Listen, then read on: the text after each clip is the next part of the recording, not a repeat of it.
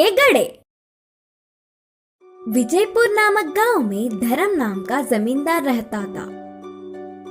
उनके पास राम और सोम नाम के दो काम वाले थे। इतने सालों से वे दोनों उन पर ही निर्भर होकर काम कर रहे थे, इसीलिए वह जमींदार उनकी कुछ मदद करने की सोच रहा था। एक दिन उन दो काम वालों को बुलाकर कहा, तुम लोग मेरे पास बहुत सालों से काम कर रहे हो।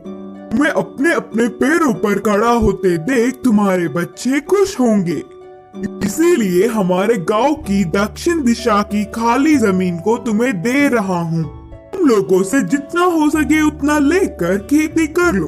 इधर के पेड़ों और पत्थरों को हटाने में तो थोड़ा समय लग ही जाएगा, इसीलिए 5 साल तक तुम्हारा कर्ज भी माफ कर रहा हूँ। बोलकर जमींदार ने कहा। जमींदार के बातों से दोनों काम वाले बहुत खुश हुए और तुरंत गांव से दूर उस खाली जमीन में जाकर आजू बाजू में दोनों ही 2-2 गज की जमीन ले लिए। वहाँ के जमीन पर खराब पत्थर और पेड़ों को हटाकर साफ कर रहे थे और ऐसे ही धीरे धीरे खेती का काम भी शुरू करने लगे।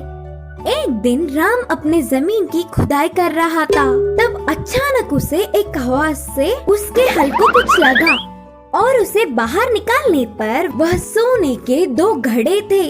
उनमें बहुत सारे सोने के जेवर भी थे। बाजू के खेत में काम कर रहे सोम को बुलाकर पूरी बात बताया। तब तुरंत सोम ने कुछ सोचकर कहा, अरे राम, हमारे इतने सालों का मेहनत का प्रतिफल अब मिल रहा है। इसे हम दोनों मिलकर बांट के खुशी जीवन बिताएंगे। उसके लिए राम नहीं माना और कहा, ऐसे क्यों बोल रहे हो सोम? ये जमीन जमींदार जी की है। इधर मिली हर चीज पर उनका अधिकार है। ले जाकर उन्हें ही दे देंगे। पागल लगते हो। इन सोने के घड़ों के बारे में किसी भी नहीं पता, इसीलिए हम ही ले लेंगे। बोलकर सोम ने कहा, ठीक है, फिर आज रात तक सोच कर बताऊंगा। बोलकर उन्हें घर ले गया राम। राम पूरी रात बहुत सोचकर सुबह ही जमींदार के पास जाकर उन कीमती जेवरों को देकर खेत की ओर चल पड़ा। फिर राम को कोसता हुआ उसके जमीन में भी कुछ कीमती मिलेगा ही करके ध्यान से धीरे धीरे जगह जगह सोम ढूंढने लगा। उसकी सोच के मुताबिक ही दोनों सोने के घड़े उसे भी मिले और सोम की खुशी का हद ही नहीं रहा।